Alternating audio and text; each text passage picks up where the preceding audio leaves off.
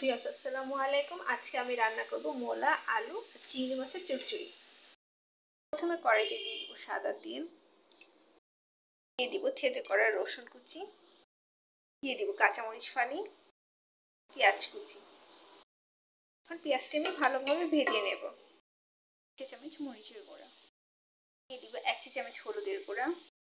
পরিমাণ পানি দিয়ে কষিয়ে নেব।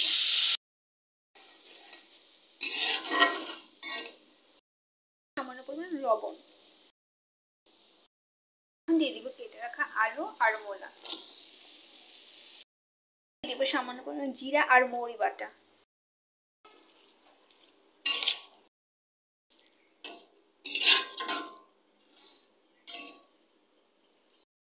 সামান্য পরিমাণ পানি দিয়ে আলুগুলো সিদ্ধ করে নেব।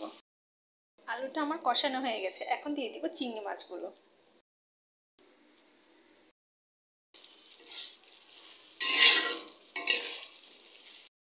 সামান্য পরিমাণ পানি দিয়ে দিব। তৈরি হয়ে গেল মূলা, আলু, চিংড়ি মাছের চচ্চড়ি।